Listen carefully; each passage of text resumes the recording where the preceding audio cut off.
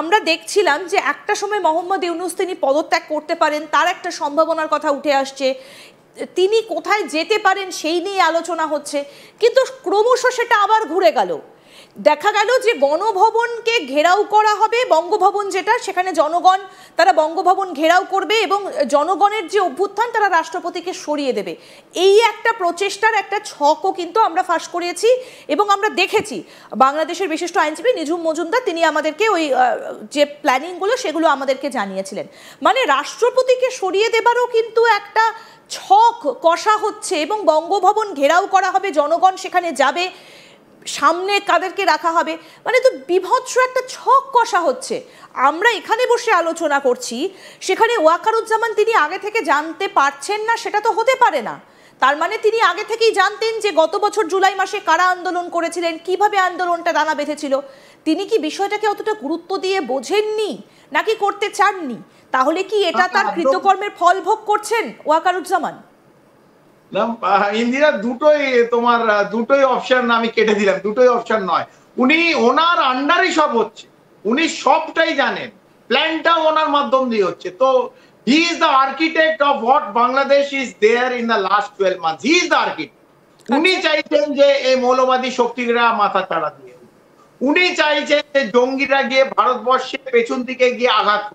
আমি ইতিমধ্যে জানাচ্ছি ইন্দিরা, আমাদের কাছে খবর আছে যে জলপথে বাংলাদেশ যেদিন খুশি, যেভাবে 26/11 হয়েছিল মুম্বাইতে, একইভাবে কিন্তু পশ্চিমবাংলায় কিন্তু সেই 128 কিলোমিটার আমরা বঙ্গোপসাগর 128 কিলোমিটার বাংলাদেশের সঙ্গে ম্যারিটাইম বর্ডার কিন্তু শেয়ার করি। সেখানে ইতিমধ্যে আমাদের কিন্তু খবর আছে যে বাংলাদেশের তরফ থেকে এই জঙ্গি সংগঠন জলপথ ইউজ করে কিন্তু একটা অঘটন পশ্চিম বাংলা করতে পারে, এরকম আমাদের কাছে একটা খবর এসেছে এবং এইটার উপর সার্ভেলেন্স চলছে। এটা আমি জানাচ্ছি যে কিন্তু বিশেষ করে বাংলাদেশে যারা দেখছেন পৌঁছে দিন যে ভারতবর্ষ কিন্তু জানে আপনারা কোন কোন কান দিয়ে ঢুকতে পারেন এবং আপনাদের জঙ্গি সংগঠনের কতটা মাথা যে তারা কি করতে পারে এইটুকুনি আমাদের জানা আছে। তো সেইখান থেকে আইএসআই ট্রেনিং এ ইন্দিরা তারা কিন্তু রেডি হচ্ছে যে এই বঙ্গোপসাগরে, যেটা পশ্চিম বাংলায় আমাদের প্রায় 126 কিলোমিটার 128 কিলোমিটার মেরিটাইম বর্ডার, তার ওইখানে কিন্তু তারা একটা শক করছে যে পশ্চিম বাংলায় এসে একটা বড় কোনো ঘটনা ঘটাবে। তো এটা আমরা জানি। সেই জায়গায় আপনি যেটা বললেন, মোহাম্মদ ইউনূস নিশ্চিতভাবে চাইছে যে শাহাবুদ্দিনকে সরাতে পারুক, ওখানে বিএনপি কে নিয়ে এসে যদি ওখানকার খালেদা জিয়াকে যদি ওখানে প্রেসিডেন্ট বসাতে পারে, তাহলে উনি দীর্ঘদিন এই শাসন কন্ট্রোল করতে পারবে এবং পুরোটাই ওনার হাতের মধ্যে থাকবে। তো বাংলাদেশের যে সংবিধান বলছে যে প্রাইম মিনিস্টারই চালাতে পারে, president is more like a ceremonial appointment. তো সেই জায়গায় বাংলাদেশকে নির্ধারণ করা, বাংলাদেশকে চালানো, বাংলাদেশকে চালিত করা এবং ডিপ স্টেট যে তারা ওকে বসছে, তারাও চাইছে যে মোহাম্মদ ইউনূসের হাতেই পাওয়ারটা থাক। তাই শাহাবুদ্দিনকে তো সাধারণভাবে সরানো যাবে না। শাহাবুদ্দিনকে প্রেসার দিয়ে, শাহাবুদ্দিনকে ঘেরাও করে একটা অভ্যুত্থান দেখিয়ে তাকেও দেশ থেকে তাড়াবার একটা ধান্দা। মানে এর পেছনে ওই যে শাহাবুদ্দিনকে দেশ থেকে সরানোর যে ধান্দা, তার পেছনে ওয়াকার একদম, ওয়াকার ইজ দ্য আর্কিটেক্ট। উনি চান যে কমপ্লিট আর্মির রাশ ওনার হাতে চলে আসুক, যেটা উনি পাচ্ছেন না, কারণ ওয়াকারুজ্জামান সেটা হতে দিচ্ছেন না।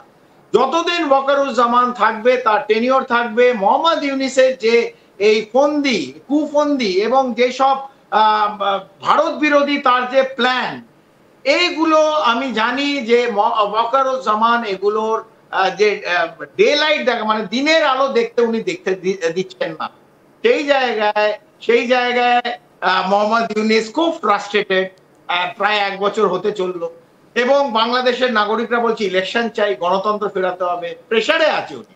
তাই এই জুলাই গণ অভ্যুত্থান যেটা আমরা শুনছি, যেটা হতে পারে, এই আপনি যেটা বললেন বঙ্গভবন ঘেরা এবং শাহাবুদ্দিন চুপ্পিকে ওখান থেকে হাঁটানো, ওয়াকারুজ্জামানকে হাঁটানো এবং পুরো পাওয়ার নিজে নেবে এবং নিজের একজন লোককে সে বসাবে হচ্ছে চিফ অফ আর্মি স্টাফ বাংলাদেশে। তাহলে এত কিছু করে, এত কিছু প্লট লিখে, এত পুরো চিত্রনাট্য লিখে ওয়াকারুজ্জামানের তাহলে লাভটা হলো কি? শেষ পর্যন্ত তো তাকেই সরিয়ে দেবার বা তাকে জানে শেষ করে দেবার একটা ছক শোনা যাচ্ছে বিভিন্ন মহল থেকে। বাংলাদেশের ভেতরেই এই খবরগুলো ঘোরাফেরা করছে।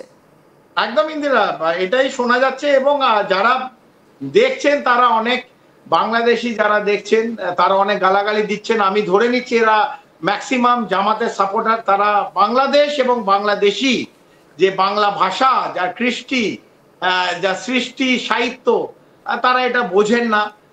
মৌলবাদী মৌলবাদী ধারণা, মৌলবাদী চিন্তাধারা, জঙ্গি মনোভাব, জঙ্গি চিন্তাধারা, এগুলো নিয়ে যারা এই গালাগালি দিচ্ছেন আজ তাক বাংলায়, আমরা কিন্তু আপনার ভালোর জন্য বলছি, বাংলাদেশের রাষ্ট্রের ভালোর জন্য বলছি, এবং আমরা বিশ্বাস করি ওয়াকারুজ্জামানও বাংলাদেশের রাষ্ট্রের ভালোর জন্য চায় এবং গণতন্ত্র ফেরাতে চায়। উনি মোহাম্মদ ইউনূসের যে চিন্তাধারা, বাংলাদেশকে ভাঙা, বাংলাদেশকে বিভক্ত করা, বাংলাদেশকে জঙ্গিদের মাথা চাড়া দিয়ে তোলা, এবং এই বাংলাদেশ একটা যেন হাব হয়ে যায়, জঙ্গিদের হাব, যেটা আমরা পাকিস্তান অথবা সিরিয়ায় দেখেছি, অথবা তুর্কি যেটা হেল্প করছে বাংলাদেশে এই মোহাম্মদ ইউনূসকে এই পুরোটা জঙ্গি একটা দেশ বানিয়ে দিতে, এবং অনেক আর্মস অ্যামিনেশন দেবে বলছে এবং টাকার বিনিময়ে দেবে, কেউ ফ্রি দেয় না, there is no free lunch Indira.